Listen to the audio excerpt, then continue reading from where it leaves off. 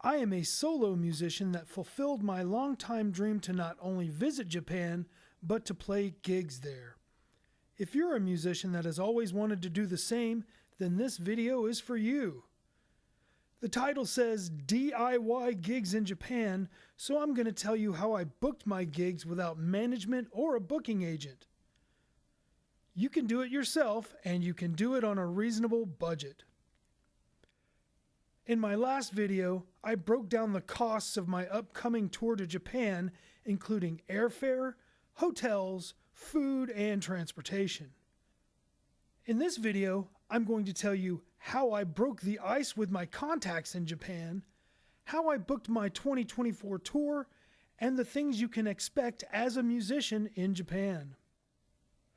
Stick around until the end of the video and I will talk about the next video, which will be titled The Worst Day Ever of My Best Trip Ever. I will also tell you how you can participate in supporting my upcoming Japanese tour and access the exclusive content that I will post while I'm in Japan. Before I go any further, I want to address something that I should have addressed in the previous video. The first thing you need to do once you've decided to go to Japan is apply for a passport. I have heard varying stories about the amount of time that it takes to get an appointment, so do it now. The cost is $130. These are the experiences I had as a solo artist, but my advice works just the same for bands. Now that you've made that fateful decision, let's start off with a comparison of the pros and cons of traveling as a solo artist compared to a full band. A solo artist has the freedom to do anything they wish and benefits in situations where minimalism is an advantage. My first trip was for 2 weeks and I only had 3 gigs. I had no ideas about what I wanted to do, but I pretty much improvised as I went along. Traveling solo made a lot of things easier, like eating, booking hotels, taking the subway, and reserving a seat on the Shinkansen. It was just me, a guitar, a backpack, and a duffel bag. I met a duo of American buskers at the Capsule Hotel in Shinjuku, and they told me that many buskers choose to travel in pairs or groups. Being solo performers means that they can also split up and go their own way if they choose. This sounds like a great idea and I'd like to explore it more in the future. The drawback to going solo is that you have to solve all of your problems on your own with no one to count on if something goes wrong. I had a very rough start to my first trip. The issues got resolved, but my first few days in Japan were extremely stressful. Having someone else to count on would have been helpful. The benefit of traveling as a band is that you have multiple people to rely upon and friends to share the experience with you. Plus, you have people to watch your back. The biggest advantage that I addressed in my previous video is that you can book Airbnbs or apartments that will reduce the cost of lodging for a band. Here comes the DIY part. The very first point I want to make is that you cannot expect to make any money at all.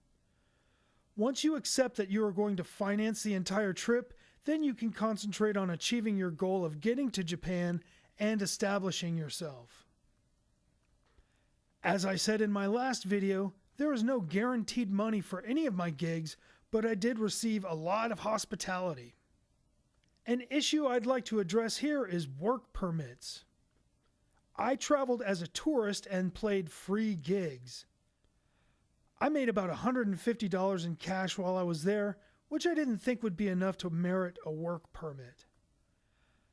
I'm far from knowledgeable about the subject, so maybe someone can give us advice in the comments section. Once I made up my mind to pursue the goals of playing in Japan, I started to look for posts about Japanese live music on social media. My first trip was to establish my solo Ramones tribute, so my focus was on punk rock. It was helpful that so many people in Japan like the Ramones, so I was able to identify possible contacts quickly because they posted a lot of Ramones content. The great thing about Japan is there is a scene for whatever kind of music you make. From blues to extreme noise, there's a market for whatever you do in Japan. The Japanese educational system places more focus on the arts than here in the USA, so they seem to have more of an appreciation for artists. After corresponding for almost a year, I gained a couple of solid contacts in Fukui and Tokyo that ended up getting me 2 confirmed gigs. There was a 3rd gig, but I will get to that in a moment. What I want to address next is what I have learned about communicating with Japanese people. The first thing I do when I break the ice is to ask them if they speak English or if they are using a translator. If you manage to find a local in Japan that speaks English, you need to consider that person to be an asset. You might even want to offer compensation for their services. If the person is using a translator, I offer to continue the conversation in Japanese. This shows them that I am willing to make an effort to communicate on their terms, which helps me to gain more trust. Of all the videos I have watched about foreigners in Japan, the one thing they all agree upon is that Japanese people appreciate even the smallest efforts to communicate in their language.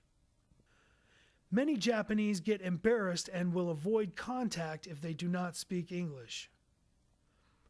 Also, many bookers and venue owners may not trust you, which is something I will also address later in the video. The point is that you need to make your message as easy for them to translate as possible. Getting actual gigs. In America, it has been my experience that when you book a gig, you select a venue, check the calendar to see if the date you want is available, and then contact the venue with your booking request. The venue checks out your promo material and makes their decision. If the venue wants you, then they respond and say yes. If they don't, they usually ignore you. But things are a little bit different in Japan. I sent out a lot of booking requests to Japanese venues and got very few responses. I only had 2 confirmed gigs, and there were many bookers who expressed interest, but they said that they would need to meet me in person before booking me. I've been rejected many times for gigs in America, but none of them said they needed to meet me in person. My gigs in Japan were booked because someone vouched for me with the club. Without them, I would have only had the single gig at the open mic night. Something new that I learned is that many bookers and club owners don't trust Westerners who try to get booked for the first time in Japan. In many cases, the band would book a date but would cancel in a few months when they realized that they were in over their heads. Most of the venues in the major cities of Japan book very far in advance, so you are wasting the venue's time and making them look bad when you cancel. This is why, if you don't have a booking agent or management company to give yourself legitimacy, you will most likely be ignored by the venues. If you're determined to play a, quote, real venue, then you can always rent a live house. A live house is a music venue that charges you an hourly rate, and that rate depends on the date and time. It is similar to selling tickets or pay-to-play here in the US. If you are confident that you can draw enough to make your money back, or if you have money to spend, then a live house is the closest thing to the rock and roll fairy tale that you will find in the D.I.Y. universe. The other bonus that you will get from a live house is that they provide backline, which brings me to my next topic. What kind of gear should I bring? The short answer is almost none. If you're a guitar player, you may want to bring a multi-effects pedal, and drummers may want to bring their own sticks, but that's about it. The great thing about most Japanese clubs and venues is that they provide quality backline. In America, when the venue says they have backline, you're taking your chances of playing on cheap and broken down gear. But in Japan, the places that consider themselves a music venue will have top-notch gear. Drummers are going to have to be able to play on a 4 or 5 piece kit, and you can't always rely on having a double bass pedal. The bass amps were good, and I saw plenty of Marshalls and Fenders, but the Roland JC120 has to be the most popular guitar amp in Japanese clubs. As a side note, one venue I played only had a 120, and we all know that the distortion knob is only a suggestion. I ended up sounding very thin. That's why you might want to bring a multi-effects pedal. Some clubs do provide guitars and basses, and some don't. I didn't want the hassle of taking a guitar on a plane, so I bought a cheap Strat copy in Japan, which brings me to the next part of the video. If you are buying cheap gear in Japan, then you only need to know 2 words. Hard Off. Hard Off is a nationwide chain of secondhand stores in Japan, and they have lots of musical instruments. The guitar selection is generally similar to what you'd find in the US. It's mostly popular models of Fender, Gibson, and Ibanez, but you do get some copy brands like Greco and Aria. Don't go there expecting to snag some legendary Japanese guitar from the 70s and 80s because they're either in some rich dude's collection or they have a hefty price tag on them. The selection can be a bit bland at some locations, but the instruments are usually in great shape and at a real good price. Also, check out the section called Junk, where you can get damaged gear at a discount. It's mostly failed guitar modification projects and non-playable guitars, but you can find a couple of playable guitars in that section. I found a cheap-ass generic Strat with damage to the upper fretboard for 5,200 yen, which is about $35, and a Boss Katana mini battery-powered amp for 8,800 yen, which is about $60. I asked the employees if they bought back gear from foreigners, and they said yes. I was told that you could expect to get back about half of what you spent. At the beginning of my research, I looked up the price of renting a guitar and found it was more expensive than buying a cheap one and selling it back. This was my own personal experience, and I would urge you to ask the employees about their refund policy on all items. I went back the day before I left and sold my gear back to the same Hard Off. They gave me half what I spent, just like they said they would. When I bought my gear at the store in Koenji, they did take an American credit card. This year I got lucky because I was wish shopping on the Hard Off online store and found this really cool Aria Mosrite copy for only 22,000 yen, which is about $150. The Hard Off online store does not take credit cards from foreign countries, so I sent the money to a friend in Tokyo and he bought it for me. This will be my Japan guitar because I don't want to hassle with carrying a guitar with me every time I travel back and forth to Japan. If you're lucky enough to find a friend that you trust, you can leave the guitar with them and play it when you return, because you are going to want to return. Let's get back to the other types of ways that you can play in Japan, and the next one is open mic night. Out of the 3 gigs I played, 2 of them were open mic nights. There are multiple open mic nights in just about every city in Japan. The most famous one is at the Ruby Room, right near Shibuya Crossing in Tokyo. I went to their website and signed up for a date several months in advance. It took a couple of attempts, but it was eventually confirmed, and that was my first gig in Japan. Both bands and solo acts play on the stage at the Ruby Room. There were a couple of guys that played punk bass and guitar who asked me to sit in on drums, then I did my own set. My second gig in Japan was at Bar Style in Fukui for their open mic night. Local artists played 15-minute sets, and I played a 30-minute set at the end.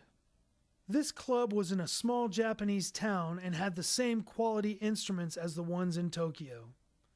Plus, their amp had a much better distortion than the JC120. My final gig in Japan was at a club called the Rock in Dice, which holds about 20 people. A band would not be able to play this venue, so being a solo artist or a duo is an advantage. I sang and played my tracks through the PA, and the bar provided an amp.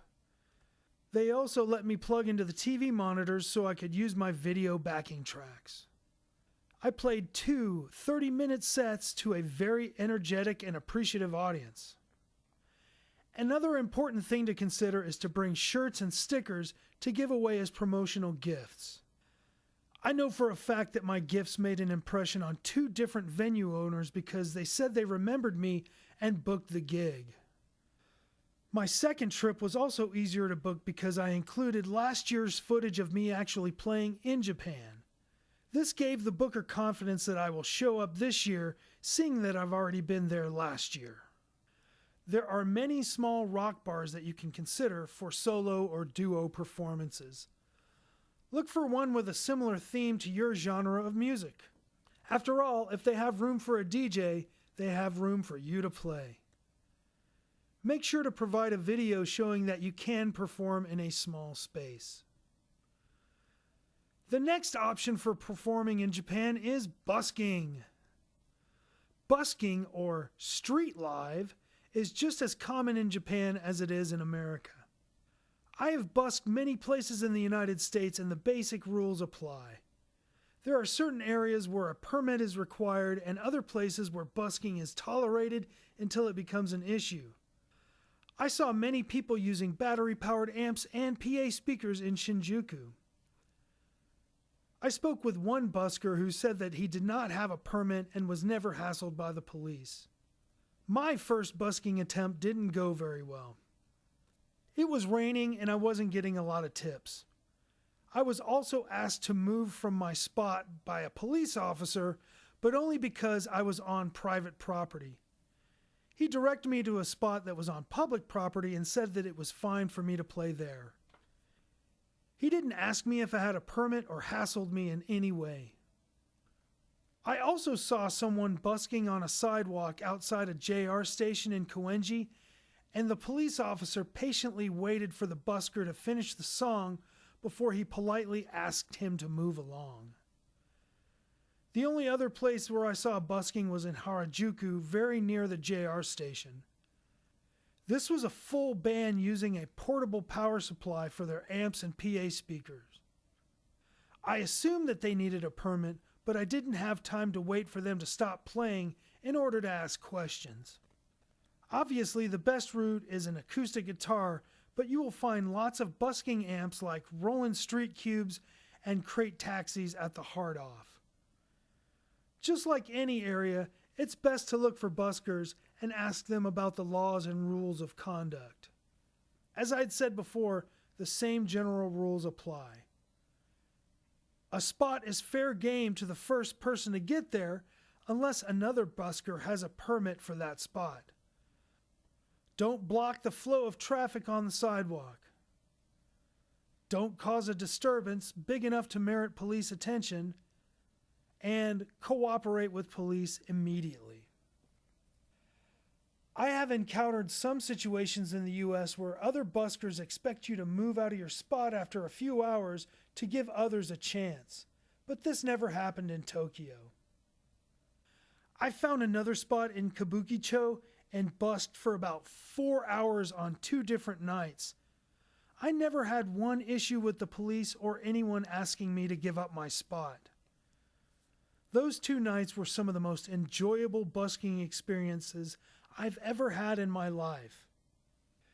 It's nice to be able to relax and enjoy performing on the street without having to keep an eye out for thieves or fend off aggressive drunks. One more thing about traveling in Japan with a guitar or bass. I saw lots of people with guitar and bass bags on their backs. It's funny to watch the tops of the guitar bags cutting through the crowd. There will be some tips about traveling on trains in the next video, but now I want to address expectations. Many musicians assume that they will go over to Japan and be treated like a star just because they are an American musician. It is doubtful that you will be running from hordes of screaming Japanese girls like the Beatles, but you will have some very good personal interactions. The person that sits next to you in a bar in Japan is more likely to want to strike up a conversation with you about music than someone will in America. especially if you are in a theme bar that matches your musical genre. An added bonus is that many Japanese are happy to buy an American musician a drink. People bought me drinks every time I went out, and I even got a couple of free meals along the way. The point is to expect to pay for everything while you're there, so that any free stuff will be a pleasant surprise. Let's talk about your behavior.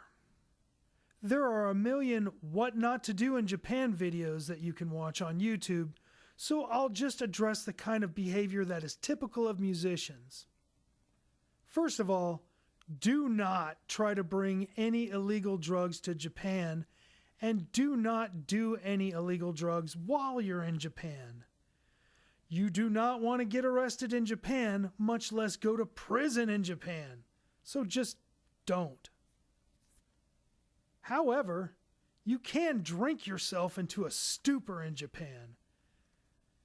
Every night I came back to my hotel in Shinjuku, I saw a lot of highly intoxicated people.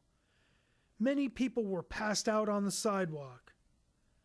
The cops are pretty tolerant of drunken behavior if it's harmless, but they are not tolerant of disruptive and combative drunken behavior like harassing women or getting into fights.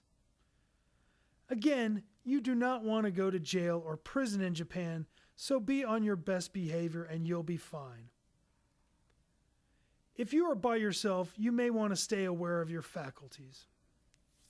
I am an infrequent drinker, and it takes moderate amounts of alcohol to get me buzzed, so I try to stay level-headed. I manage to enjoy myself and still have the confidence to walk through Kabukicho back to the hotel. If you are in a band and have others to watch out for you, then getting drunk in Japan is quite safe.